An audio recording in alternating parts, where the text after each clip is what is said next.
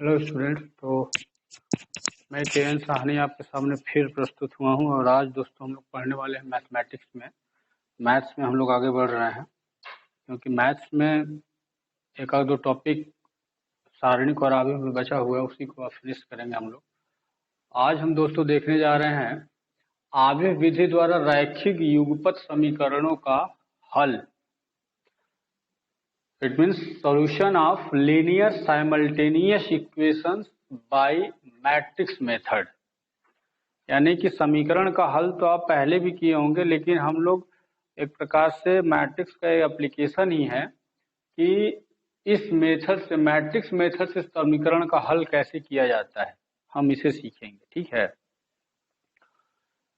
दोस्तों, अब तक आपने चैनल को सब्सक्राइब नहीं किया है तो चैनल को सब्सक्राइब जरूर करके रखना। यूट्यूब पे जाओगे, साहनी सर जमानिया लिखोगे, मेरे सारे वीडियोज आपको मिलेंगे। और चैनल को सब्सक्राइब करके रखो, आइकॉन बेल को आप दबाओ और लाइक भी दो। ठीक है, तो दोस्तों हमारे पास ये इक्वेशन मैंने लिया हुआ है, x plus y plus z is equal to 6, x minus y plus z is equal to 2, 3x plus 2y minus 4z is equal to -5। तो इस मेथड से दोस्तों हम लोग देखने जा रहे हैं कि सॉल्यूशन ऑफ इक्वेशन कैसे होता है। चलिए स्टार्ट करें जरा। मेथड सबसे पहले देखिए, इस मेथड में स्टेप अच्छे से फॉलो करोगे। मेथड को एकदम बिल्कुल अच्छे से ध्यान देना क्या करना है आप, क्योंकि सारी चीजें आप जान चुके हो, बस क्या प्रोसेस आपको अटेम्प्ट करने वो देखोगे। सबसे पहले काम देखो, अगर ये इक्वेशन ऐसे दिया हुआ है तो आपका काम ये है कि इसको आप चाहो तो लिख सकते हो। जरा ध्यान से देखना, ये आव्यूह मेथड में सबसे पहले यहाँ लिखना जितना गुणांक है, जैसे कि x के बगल में यहाँ 1 है, y के बगल में भी यहाँ 1 है और z के बगल में भी यहाँ 1 है, तो जो गुणांक केवल वो लिखना है। इसके बाद देखो दूसरा वाला गुणांक 1 ऋण 1 1 है ना, तो 1 ऋण 1 1 इसका हो गया। फिर तीसरे का यहाँ 3 2 और ऋण 4, ये एक आव्यूह हो गया। इसी के बगल में आपको यहाँ x y z लिख देना है और इधर वाला जो अब आओगे 6 2 ऋण 5 उसको लिख लो, तो 6 2 ऋण 5। समझ में आ गया? देखो एक्चुअल में ये जो लिखा जाता है ना, आप देखो कैसे लिखा जाता है। अच्छा ये बताओ, इसका और इसका आपस में गुणा करोगे तो देखो गुणा करने जा रहे हैं, एक का गुणा करोगे x, फिर प्लस वाई प्लस जेड, ये वाला मिल गया ना। तो इसी को ऐसे लिखा जा सकता, क्योंकि इसका गुणा इसमें करो जैसे ये लाइन मिल जाएगी, इसी तरह से इसका गुणा इस वाले का गुणा इसमें करोगे तो ये लाइन मिल जाएगी, और इस वाले का गुणा इसमें करोगे तो ये लाइन मिल जाएगी। और इधर भी ये जैसे है वैसे ही। एक्चुअल में होता क्या है कि यहाँ हम अगर सारणिक बनाएंगे, आव्यूह बनाएंगे, तो यहाँ भी आव्यूह बन जाएगा ये। तो ऐसे लिखो या इसी को ब्रेक करके लिख दिया जाता है तो ऐसे बन जाएगा, उसी को ऐसे लिखा जा सकता है, क्योंकि इन दोनों का गुणा करोगे ये खुद मिल जाएगा आपको, इसीलिए इसको ऐसे लिखा गया। इतना लिखने के बाद अब अगले स्टेप में क्या करना है कि ये पूरा आपको इसको a मान लेना है, और ये जो पूरा है इसको x मान लेना है, और ये पूरा b मान लेना है। समझ में आ गया? a का मतलब ये पूरा सारणिक है, आव्यूह है, ये इस आव्यूह को x माना गया, इस आव्यूह को b माना गया है। और आगे लिख सकते हो माना या से, इसको माना या से बोलते हैं, ठीक है ना। अच्छा अब इसके बाद ये देखो कि अगर ax is equal to b यहां मैंने लिखा है, तो इसको यहां रख के बाकी जब उधर भेजेंगे तो मैं इसको लिख सकता हूं x is equal to a inverse b। अगर ax बराबर b है तो x बराबर a इनवर्स b लिखा जा सकता है, और इसी को इक्वेशन स्टार बना के हम लोग छोड़ते हैं। ठीक है, जरा समझिएगा ऐसा क्यों लिखा जाता है, जरा शार्ट में यहाँ पे साइड में देखो। अच्छा ये बताओ, ax is equal to b है और दोनों पक्षों में a इनवर्स का अगर गुणा कर दें तो a inverse ax is equal to a inverse b, दोनों पक्षों में मैंने a इनवर्स का गुणा कर दिया। अब अच्छा बताओ, a इनवर्स a अगर दिखा, a इनवर्स a लिखा है और इधर a इनवर्स b है, तो a इनवर्स a को I लिखा जाता है ना, और ix को ax लिख सकते हो ना। देखो वही चीज, तो ये मैंने प्रूव भी किया हुआ, ऐसे कैसे लिखा जा सकता है। और ये सारे प्रॉपर्टीज है, पिछला वीडियो अगर अच्छे से देखो तो पूरी बात समझ में आएगी आपको। ठीक है, ये तो हो गया एक स्टेप। आपको स्टेप वाइज याद रखना है कि क्या क्या करना है आपको। चलो अब अच्छा ये देखो कि यहाँ क्वेश्चन स्टार बना के छोड़ लिए हो ना, अगले स्टेप में आपको क्या करना है, ये जो ए वाला है इससे पहले आप मान लो ए बराबर सारणिक विधि से, यानी कि अगर आप ए बराबर यहाँ पे जो दिया हुआ है 1 1 1 1 -1 1 3 2 -4 इतना है ना। तो एक काम करो, इसका सारणिक मान निकाल लो। सारणिक मान 1 1 1 1 -1 1 3 2 -4। सारणिक मान निकालोगे तो ये इसको फैलाने जा रहा है, 1 के सापेक्ष खोलोगे तो ये फिनिश, और ये दोस्तों यार 4 एकम 4 -2, फिर -1 लेके इसको खोलो तो ये हो जाएगा -4 -3। अब फिर +1 को लेके खोलोगे ये फिनिश 2 एकम 2 +3, तो कितना आ गया, 4 में से 2 गया 2, और ये दोस्तों 4 3 7 एकम 7 और 3 2 5, तो 7 2 9 5 14 आ रहा है, ठीक है ना। 14 डिटर्मिनेंट ऑफ ए का मान कितना आ गया, 14 आ गया ना। तो अगर 14 आ गया तो इसका मतलब क्या हुआ कि determinant of A not is equal to 0 आ गया। लिखोगे अतः ए इनवर्स संभव है।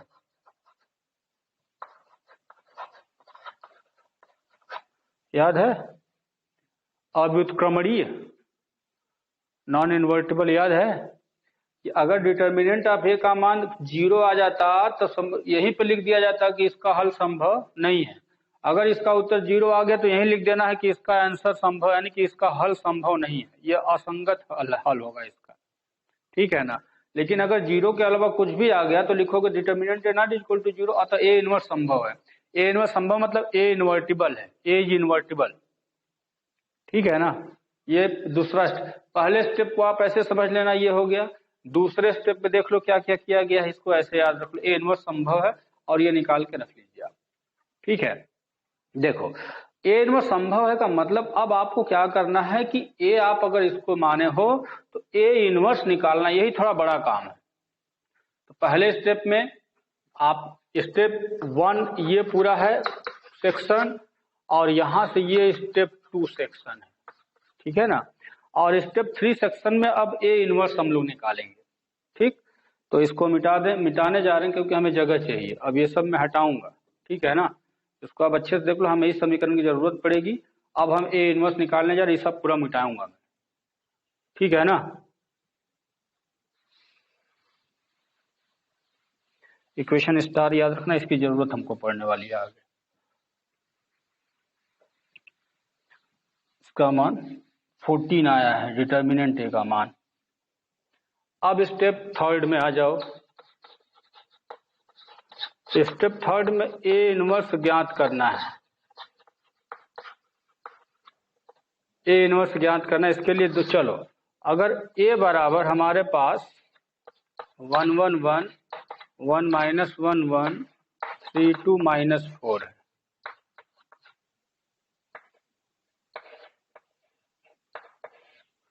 याद आ रहा है सब। तो ए इनवर्स पूरा ए इनवर्स कैसे निकाला जाएगा, इसका प्रोसेस पिछले वीडियोज में आप देख चुके होंगे कि ए इनवर्स कैसे निकाला जाता है, फिर भी मैं निकालने जा रहा हूं। देखो सबसे पहला काम क्या करोगे, A11 निकालोगे ना। A11 का मतलब 1 और 1 2 यानी धनात्मक आ रहा है, ये चिन्ह बस लेना है और इसके अंदर इसको लेना है, तो ये फिनिश होगा, ठीक है। तो इसका उप सारणिक एकक में लिखते चलो, -1 1 3 ऋण 4 नहीं, ये फिनिश तो ऋण 1 1 और 2 ऋण 4। हल करो, 4 एकम 4, 4 में से 2 गया 2 आ रहा है, ठीक है ना। इसी तरह से A12 निकालो, 1 2 का मतलब इसके लिए, तो इसके लिए फिर ये माइनस आ जाएगा और इसका उपसारणिक मान ये फिनिश होगा, तो 1 1 और 3 ऋण 4। बहुत सावधानी से ये काम होगा, जरा सा गलती भारी पड़ेगा। फिर यहाँ आ जाओ, ऋण 4 ऋण 3, तो ये 7 आ जाएगा। ठीक है। इसी तरह से A13 निकालो। A13 का मतलब क्या हुआ, फिर ये प्लस में आएगा क्योंकि ये फिनिश होगा, तो इसका उपसारणिक 1 ऋण 1 और 3 2। ठीक है, तो ये हो जाएगा 2 1 कम 2 धन 3 बराबर 5। ठीक है, विस्तार कर रहे हैं। चलो इसके बाद अब यहाँ पे A21 मतलब इसके लिए, तो 2 और 1 3 विषम संख्या है, तो ये ऋण आएगा। चलो अब ये लाइन फिनिश करोगे और ये फिनिश होगा, इसको और इसको फिनिश, तो 1 1 2 माइनस 4 1 1 2 माइनस 4। ये ए इनवर्स मैं निकालने के लिए पूरी प्रोसेस समझा रहा हूँ। इसको हल करो तो ऋण 4 ऋण 2 ऋण 6 धन 6 हो जाएगा। ठीक है, उसी तरह से A22 ये प्लस में आएगा।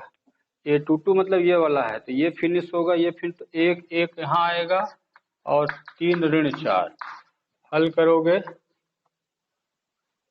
तो ऋण 4 ऋण 3 बराबर ऋण 7।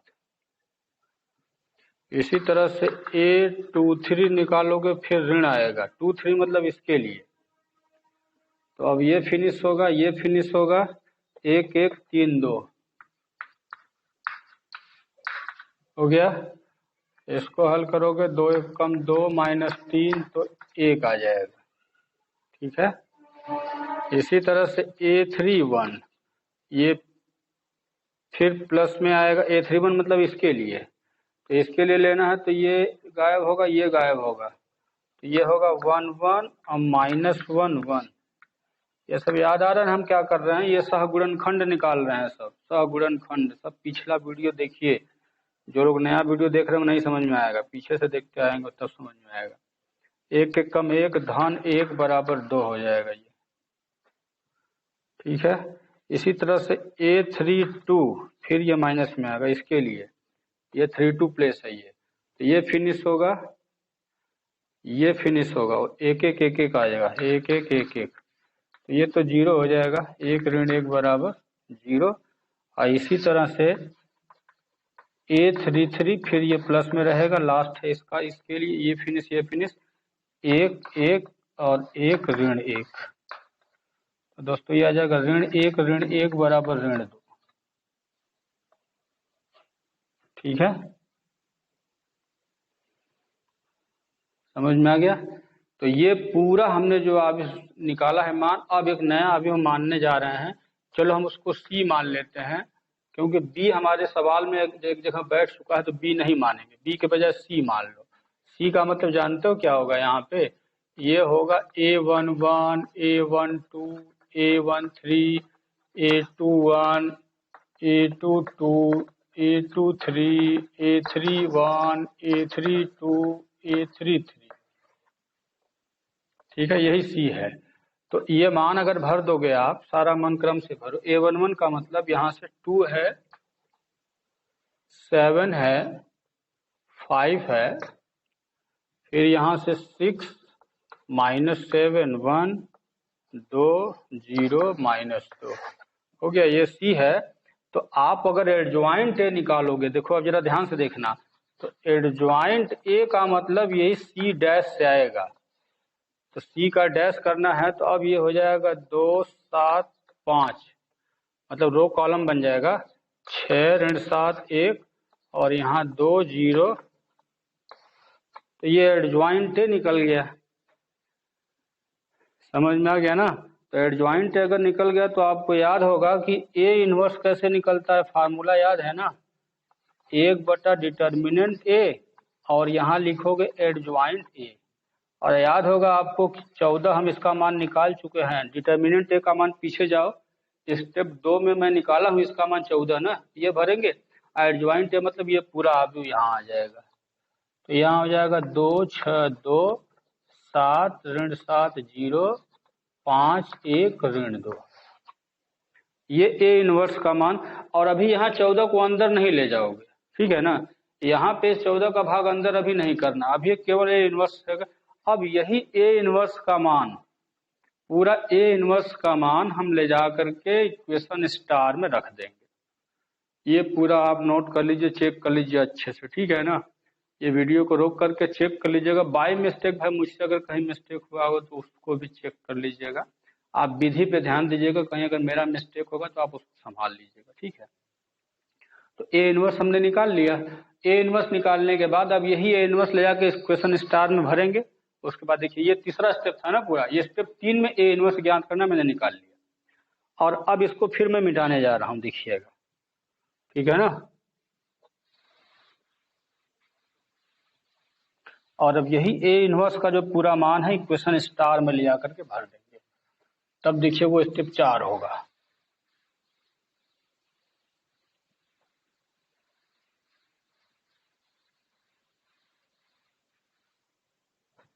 अब स्टेप 4 में यहां लिखेंगे ए इनवर्स का मान समीकरण स्टार में रखने पर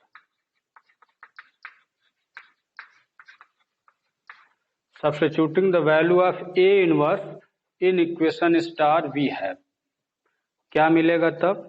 इक्वेशन स्टार याद है ना, क्या था, x is equal to A inverse b, यही था ना।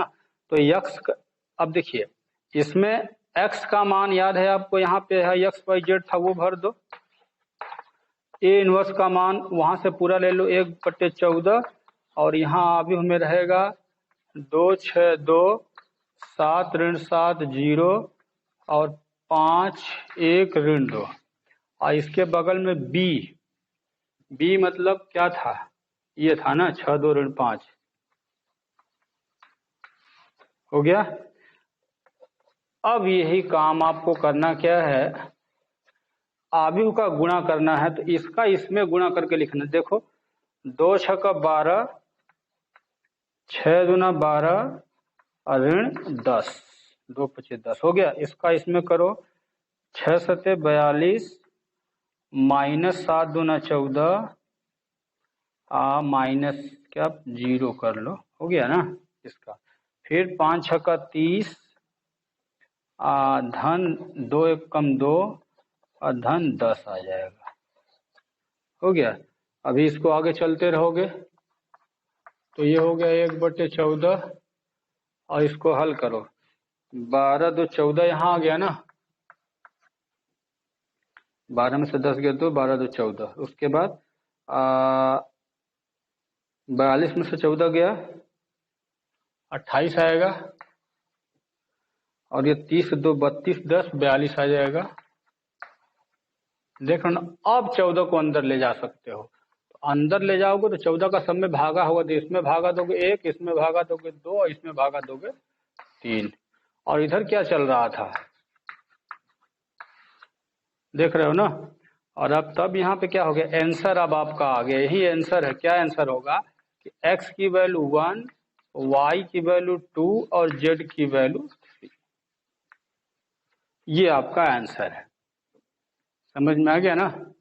तो इस तरह से आराम से आंसर आपको मिल गया।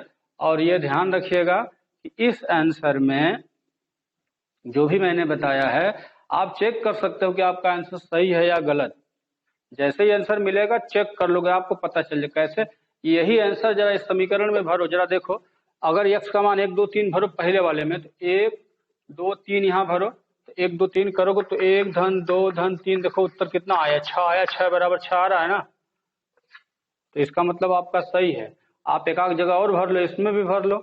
x का मान 1 है, y का मान 2 है, z का मान 3 है, 3 और 1 4, 4 में से 2 क्या 2, 2 बराबर 2 आ गया ना। इसका मतलब आपका ठीक है। तो बहुत बढ़िया सवाल है। गलती होगा तो आपको बता भें, लेकिन कोशिश कीजिए कि भैया बीच में गलती ना हो, क्योंकि अगर बाई द वे ये संतुष्ट नहीं हुआ, आपको लगा कि हाँ ये तो गलत है, और अगर गलत है तो फिर से सही करने में आपको फिर दोबारा मेहनत करना पड़ जाएगा, और वो पूरा बर्बाद ही जाएगा। क्योंकि एग्जाम में क्या होता है कि मिस्टेक होने का मतलब आपके अंदर घबराहट आएगी, आता हुआ सवाल और जाएगा, और ये बड़ा नुकसान भी कर देगा, दूसरे सवालों पर भी इसका असर पड़ जाएगा। इसीलिए कोशिश कीजिए कि मैंने देखिए बहुत सावधानी से लगाया, संभल संभल करके, क्योंकि मेहनत वाला लंबा सवाल है, एक भी मिस्टेक भारी पड़ेगा। समझ में आ गया ना। तो इस तरह से ये आपका आव्यूह विधि से कैसे समीकरण को हल करते हैं वो मैंने बताया। कहीं कहीं क्या होता है किसी सवाल में, जैसे मान लो एक आध जगह ये मान लो नहीं दिया, इस वाले में केवल इतना दिया, तो आव्यूह लिखते समय क्या करोगे, यक्स के बगल में 3 है, जो वाई है ही नहीं, तो वाई का मान गुणांक 0 ले लेना है आपको। जब लिखोगे आव्यूह में जो चीज न रहे वहां पे 0 गुणांक पे लेना है। जैसे इसका अगर लिखना होगा तो 1 1 1 1 -1 और यहाँ पे 3 0 ऋण 4 आपको लिखना पड़ेगा, क्योंकि वाई वाला लाइन इसमें नहीं है, तो जो नहीं होगा उसको 0 लिख के तब इसको ये बनाना है। ये ध्यान रखिएगा, ठीक है ना। बाकी सारी विधियां, सारे स्टेप मैंने आपको बताया, स्टेप वाइज बताया, इसलिए आप संभल के काम करोगे। समझ में आ गई बात। तो इस तरह से ये सारणिक आव्यूह विधि से कैसे समीकरण को हल किया जाता है वो बताया गया। दोस्तों ये आपका चैप्टर यहाँ समाप्त हो रहा है, ये चैप्टर पूरी तरह से समाप्त हो गया है। और अब आपको एक विधि एक्स्ट्रा है, सिलेबस में नहीं है, लेकिन वो आपके सिलेबस में नहीं है। ये एक्स्ट्रा विधि मैं आपको बस हिंट दूंगा, ज्यादा हल नहीं करूंगा। क्रैमर विधि, समीकरण को हल करने की आव्यूह विधि द्वारा रैखिक युगपत समीकरण, इसी को हम लिखते हैं क्रैमर विधि।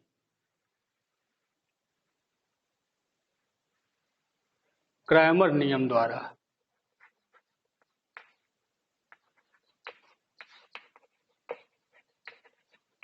क्रैमर नियम द्वारा रैखिक युगपत समीकरणों का हल सामर्थ्य बाई क्रैमर।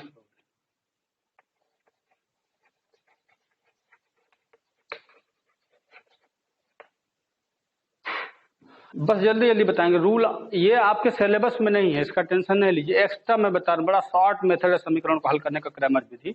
देखिए क्या करना है, क्योंकि मैंने इतना मेहनत किया, इसी में बता देंगे तो जल्दी हो जाएगा, आपका काम बन जाएगा। देखिए बस करना क्या है, पूरी बात फिर से, यहाँ पे क्या था पता नहीं,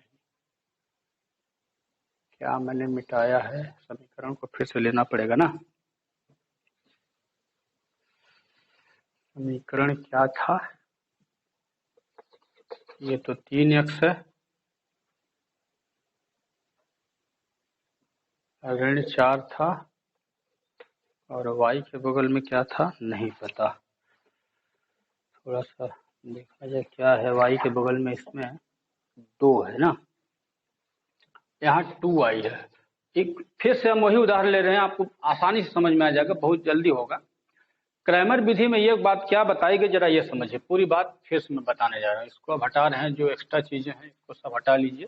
देखिए क्रैमर विधि द्वारा हल करेंगे फिर से वैसे ही आंसर आएगा, लेकिन देखिए उसमें नई बात क्या है।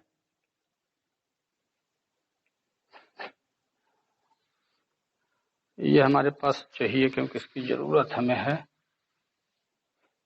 देखो अब जरा ध्यान से देखो क्या करना है क्रैमर नियम में।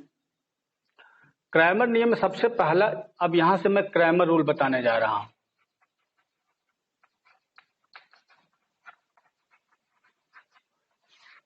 क्रैमर मेथड है ये। क्रैमर मेथड में क्या है कि इस सवाल को अगर हल करना है, चलो मान लो इसको अगर ए माना जाए, इसमें से ए मानोगे तो ए को हम लोग इसको मानते हैं दोस्तों डेल्टा। जरा ध्यान से देखिएगा, स्टेप देखिएगा, डेल्टा आपको मानना है गुणांक वाला लेना है, ठीक है ना। तो डेल्टा गुणांक का मतलब यहां से क्या लेना है, 1 1 1, और यहां से 1 ऋण 1 1 3 2 ऋण 4, और ये सारणिक में मानना है, इसको डेल्टा मान लेना, यानी कि सारणिक का पूरा मान कितना आएगा। और इसका मान हम लोग निकाल चुके हैं 14, याद है ना, इसका मान हमने निकाला है, मैं हल नहीं करूंगा। डेल्टा का मान सारणिक विधि, आप इसको यहाँ हल करिए, आंसर आपका 14 आएगा, आप इसको यहीं रख लीजिए, ये डेल्टा हो गया ना। इसके बाद आपको निकालना होता है डेल्टा यक्स। जरा ध्यान से देखते जाइए, डेल्टा यक्स का मतलब क्या हुआ, जरा समझिएगा। यहाँ पे डेल्टा एक्स का मतलब दोस्तों हुआ, बहुत ध्यान से देखिए, आपको करना यह है कि ये जो यक्स वाला कॉलम है ना, ये वाला पूरा कॉलम, इसमें केवल इतने को रिप्लेस कर दे, इसको हटा करके इसको लिखना है जो इक्वेशन के उधर है, बराबर के उधर। तो यानी यहां लिखना है 6 2 ऋण 5, बाकी ये जैसे है वैसे ही रहेगा। हो गया। डेल्टा एक्स का मतलब कि जो एक्स वाला लाइन ये कॉलम है ना, इसको रिप्लेस कर देना, यानी कि ये वाला कॉलम रिप्लेस करके इसको लिखना है।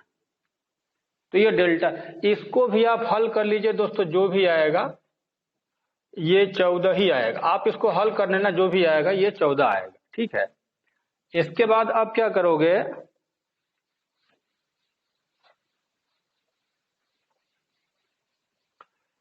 इसी तरह से डेल्टा वाई निकालो।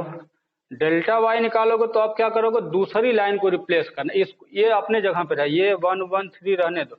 अब इसके जगह ये 6 2 ऋण 5 लिखना है, 6 2 ऋण 5 लिखोगे। अब बाकी ये अपने जगह रहेगा 1 1 -4।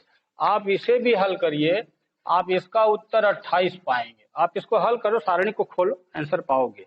इसी तरह से डेल्टा जेड अगर लोगे तो डेल्टा जेड का मतलब ये तीसरा वाला कॉलम, ये दोनों अपने जगह पे रहेगा 1 1 3 और ये 1 -1 2 और इसको रिप्लेस करो 6 2 ऋण 5 से, 6 2 ऋण 5 से, हो गया।